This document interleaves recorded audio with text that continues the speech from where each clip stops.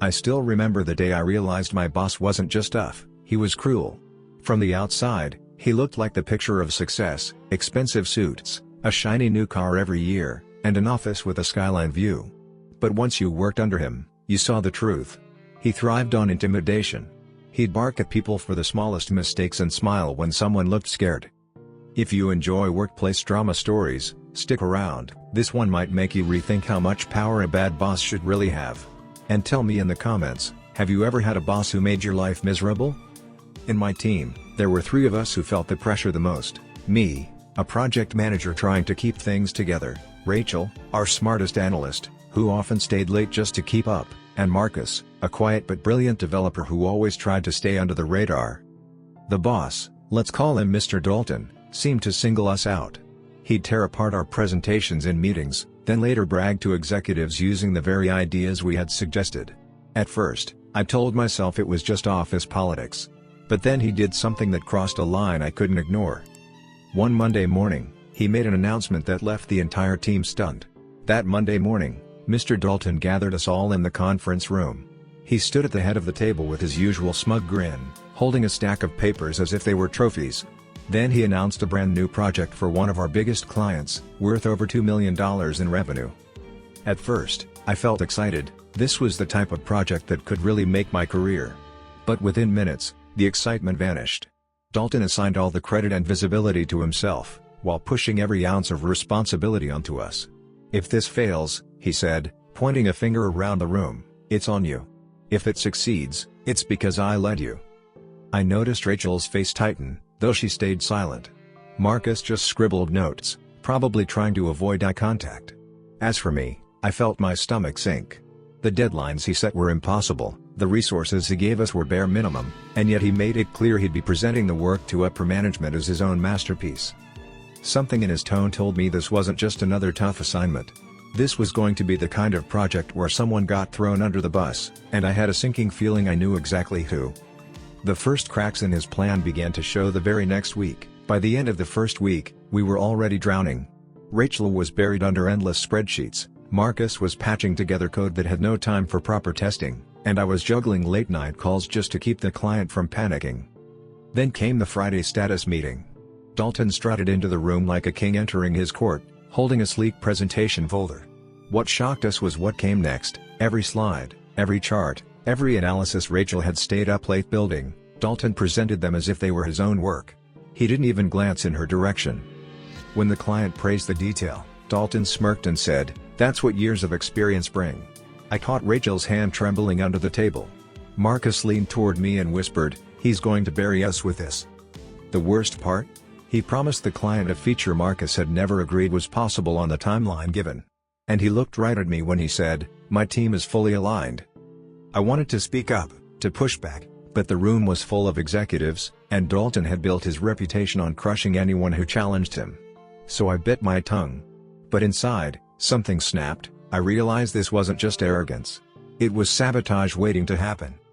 What none of us knew was that Dalton's games were about to spiral out of control in ways none of us could imagine. The following week felt like walking through a storm without an umbrella.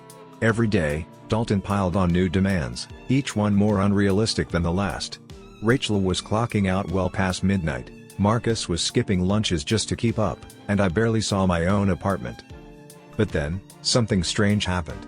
I overheard 2 managers in the hallway whispering after one of Dalton's victory laps. They mentioned that Dalton had been promising upper executives results far beyond what we had committed to. Not only that, he was using phrases like "my vision" and "my breakthrough strategies" while brushing off the rest of the team as just following instructions. I didn't tell Rachel and Marcus right away, but the seed of doubt was planted. Dalton wasn't just taking credit, he was rewriting the story completely. If the project failed, he could spin it as our incompetence. If it succeeded, he'd already written himself as the hero. One afternoon, I walked past Dalton's office and saw him on a call, his door slightly open. He laughed and said, "They'll never see it coming. I've got 3 scapegoats lined up if this blows up." My chest went cold. That night, I told Rachel and Marcus what I'd heard. Their faces said it all, they'd suspected it too. From that moment on, we knew we weren't just fighting deadlines. We were fighting for survival. And Dalton was about to prove just how ruthless he could be. The breaking point for me came during a high-stakes presentation with the executive board. Dalton stood at the front of the room, polished as ever, with his tie perfectly knotted and that smug confidence dripping from every word. But what he presented, it was my work. The detailed project plan I had stayed up 3 nights straight to create? He slapped his name across it.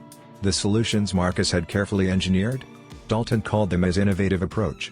Even Rachel's flawless data models were presented as if he had built them over his morning coffee. I watched the executives nod, impressed. One of them even said, "Dalton, this is some of your best work yet." My stomach twisted. Dalton didn't even glance at us.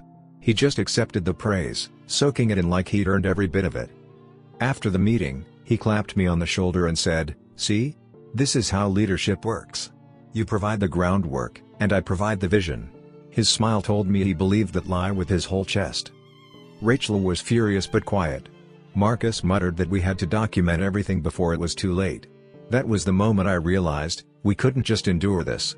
We had to find a way to expose him. But the deeper we dug, the more dangerous it became. Have you ever had someone steal credit for your work? The tension in our office was reaching a boiling point. Rachel had dark circles under her eyes, Marcus barely spoke above a whisper anymore, and I was running on coffee and adrenaline. Dalton, of course, was thriving, swaggering through the halls, tossing out orders, and bragging to executives about the smooth progress of the project. Then came the day everything cracked. Dalton stormed into her workspace holding a printout. He slammed it onto Rachel's desk so hard that her water bottle tipped over. "This projection is off by 2%, he barked. "Do you realize what that makes me look like?" Rachel tried to explain that the data had shifted overnight, but Dalton cut her off. "Excuses are for failures. If you can't keep up, I'll find someone who can." The room went silent. I saw Rachel's lip tremble, but she kept her composure. Later that afternoon, he cornered Marcus in front of half the office, demanding an impossible feature update within 24 hours.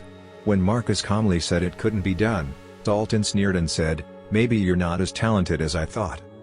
That night, the 3 of us met outside work for the first time. Sitting in a diner or booth, nursing cold coffee, we admitted what we'd all been thinking: Dalton wasn't just difficult.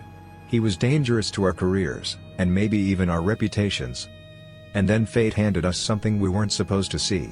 It happened late one evening, when I was the last one left in the office. I had stayed behind to finish a report, trying to buy Rachel and Marcus a little breathing room.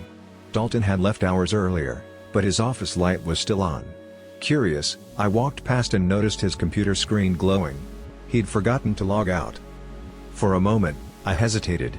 But then I saw the subject line of an open email: "Contingency plan, scapegoats." My heart pounded. Against every rule in the handbook, I stepped inside and read it. What I saw made my blood run cold. Dalton had drafted a detailed explanation to upper management in case the project failed. The entire document was a hit piece against us, claiming Rachel had mismanaged data integrity, Marcus had failed to deliver promised features, and I had lacked leadership ability. He even wrote that he had heroically stepped in to salvage their incompetence. It wasn't just arrogance, it was premeditated sabotage. Dalton wasn't waiting to throw us under the bus, he was building the case ahead of time. I copied the email to my personal drive, my hands shaking. Suddenly, every cruel word, every impossible demand, every smug grin, it all clicked into place. The question now wasn't whether Dalton was setting us up. The question was how much worse it could get if we didn't act. And soon, the pieces started to fit together in a way none of us could ignore. The next morning, I called Rachel and Marcus into a quiet corner of the office and showed them the email. Rachel's eyes widened, her face pale. Marcus clenched his jaw so hard I thought he might crack a tooth. None of us spoke for a moment. We were processing the fact that our boss had already written our professional obituaries. From that point on, everything Dalton did made sense. The impossible deadlines? Designed to make us fail. The public humiliation? To weaken our credibility. The fake promises to the client? To set us up as the fall guys when reality didn't match his lies. Rachel began pulling old emails where Dalton had taken her data reports word for word and signed them off as his own. Marcus dug through project logs, pointing out features Dalton had promised that were never technically approved. Piece by piece, we realized we had a trail of evidence. But Dalton wasn't slowing down. That very week, he bragged in a meeting that the client was thrilled with his leadership and hinted at a promotion for himself if the project succeeded. I looked at Rachel and Marcus, and we all knew, if we didn't act soon, Dalton would rise, and we'd be the wreckage beneath him. Have you ever uncovered proof that confirmed your worst suspicions? We met again that weekend, away from the office, in Marcus's small apartment. The air was heavy with tension, laptops open, notes scattered across the coffee table. We weren't just venting anymore, we were strategizing. Rachel suggested we go directly to human resources, but Marcus shook his head. Without hard evidence, they'll side with Dalton. He's too valuable on paper. He was right. Dalton had built his reputation as the office star. We needed something undeniable, something that could expose him completely. That's when I remembered the email I had copied. It was a start, but one document might be brushed off as taken out of context. What if we compiled everything? Emails, project logs, Slack messages, even time-stamped badge entries showing when Dalton wasn't actually working during the hours he claimed credit. Rachel, meticulous as always, started organizing files. Marcus, brilliant with systems, found inconsistencies in Dalton's reports that proved he had doctored timelines. I pulled together the bigger picture, connecting all the dots. It wasn't just incompetence, it was deliberate manipulation. But here was the risk: if Dalton caught even a whiff of what we were doing, he'd destroy us before we had a chance to act. Still, we agreed, we couldn't stay silent. Our plan was simple but dangerous: gather everything, then present it to the one person Dalton couldn't manipulate, his boss's boss. The problem was, Dalton was already suspicious. It happened sooner than we expected. Dalton summoned me into his office late on a Tuesday afternoon. His blinds were half closed, his tie loosened, and his expression unusually sharp. "Close the door," he said. I sat across from him, trying to keep my face calm, but my pulse was racing. He leaned forward, voice low. "I know you've been talking to Rachel and Marcus after hours. I don't like secret meetings in my team." I froze. He didn't know exactly what we were doing, but he was circling closer. Then he smiled, a cold, thin smile. "Let me make this simple. You stay in line, and when this project traps, I'll make sure you're taken care of. But if you keep stirring the pot, I'll make sure you never work in this city again." It was the first time Dalton had dropped the professional mask completely. His words weren't just a threat, they were a promise. I left his office shaken, but also strangely resolute. Fear was exactly what he thrived on. And if he was this nervous, it meant we were getting close to the truth. When I told Rachel and Marcus what happened, Marcus slammed his fist on the table. "That's it. No more waiting. We go forward with everything we have." The only question now was how Dalton would react when we finally pulled the trigger. The day we decided to act, the office felt electric. We submitted a carefully compiled packet of evidence directly to Dalton's superior, including emails, project logs, Slack threads, and even time-stamped badge scans. Every piece pointed to deliberate manipulation and sabotage. Within hours, whispers began to ripple through the office. People who had always been silent started nodding and exchanging knowing glances. Dalton, for once, seemed unsettled. His usual swagger was gone, replaced by a tight, forced calm. By mid-afternoon, his superior called an emergency meeting. Dalton tried his usual charm, spinning stories and blaming minor mistakes on others. But the evidence was undeniable. Every falsified report, every stolen credit, every public humiliation had been documented. The staff watched, mouths slightly agape, as Dalton's confident persona cracked.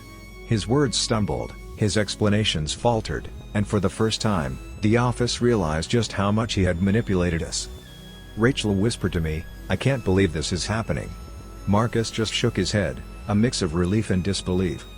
And in that moment, it became clear, Dalton's reign of fear was finally coming to an end. But what happened next completely shocked us. Within an hour of the emergency meeting, HR had called Dalton into a private session. For the first time, he couldn't charm, threaten, or manipulate his way out. They had reviewed every document we submitted and cross-checked it with internal records. His carefully crafted narrative crumbled under scrutiny. I watched from my desk as HR emerged from his office, clipboard in hand, shaking their heads. Dalton's office door closed, and unlike any other day, he didn't reappear in public. Rumors spread quickly: suspensions, formal investigations, and potential legal consequences. Rachel and Marcus were in awe. "We actually did it," Rachel whispered, tears welling up. "We brought him down." Marcus just nodded, relief washing over his usually stoic face. The office atmosphere shifted almost instantly. People who had been terrified of Dalton began speaking freely, collaborating openly, and sharing ideas without fear. It felt like a weight had been lifted. Even from the outside, it was clear that Dalton had underestimated just how organized and determined we could be when pushed to the edge. Little did we know, though, Dalton still had one last card to play, a move that could have changed everything. By the next morning, the news had spread through the company like wildfire. Dalton's suspension was official, and the investigation was no longer a rumor, it was real. Executives reviewed every piece of evidence we had submitted, and the HR team confirmed patterns of manipulation, theft of credit, and intimidation. Dalton tried to argue his way out, but his arguments fell flat. Each claim he made was countered with documented proof of his misconduct. For the first time, he looked small, powerless, and exposed. Colleagues who had been quietly suffering under his control now exchanged relieved smiles, some even congratulating us quietly in the hallways. Rachel and Marcus finally allowed themselves a moment of celebration. I felt a mix of triumph and exhaustion, months of fear, stress, and late nights finally paying off. Dalton had built his career on bullying others, but in the end, the system held him accountable. Even more satisfying, upper management acknowledged the team's true contributions. Our work was finally recognized, not just for the project we saved, but for the courage we showed in standing up to a toxic leader. It was a lesson that leadership isn't about titles or charisma, it's about integrity. But as we looked back, one question lingered. After Dalton's suspension, the office slowly began to heal. Projects ran smoother, meetings were productive, and people actually smiled while discussing deadlines. Rachel and Marcus, finally free from constant pressure, started contributing ideas openly, and I could see morale improving day by day. We still had some cleanup to do. Dalton had left behind confusion, half-finished documents, and a trail of miscommunication that needed fixing. But with the evidence we had gathered, we rebuilt processes more transparently, assigning credit where it was due and setting clear expectations for everyone. It wasn't just about the work, it was about reclaiming respect, trust, and our professional dignity. We learned to support one another rather than compete under fear, and the office culture began shifting into something healthier. People who had stayed silent during Dalton's reign started speaking up, offering help, and collaborating in ways that had been impossible before. It felt like a rebirth for the team, proof that even after months of stress, integrity and teamwork could prevail. And while Dalton was no longer in control, his actions served as a reminder of the damage a single toxic leader can cause, and how much effort it takes to set things right. The final confrontation wasn't just about revenge, it was about justice and learning who really deserved recognition. Weeks later, Dalton's suspension turned into a formal termination. The investigation revealed the full extent of his manipulation, stolen credit, and threats. Upper management publicly acknowledged our team's contributions, and the client even sent a personal note praising our professionalism. Dalton, once feared and untouchable, was left to face the consequences of his actions. His reputation was shattered, and word spread quickly throughout the company. The man who built his career on intimidation and deceit had finally met his match. For Rachel, Marcus, and me, it wasn't just about revenge, it was about reclaiming our work, our confidence, and our sense of justice. We learned that even the most controlling, arrogant boss can be held accountable if a team documents, collaborates, and stands together. The office never returned to exactly how it was before, but it became stronger, more transparent, and more united. And Dalton's fall served as a powerful reminder: integrity matters more than intimidation, and karma has a way of catching up. Have you ever witnessed a boss get what they deserved? Share your story in the comments, we want to hear your experiences.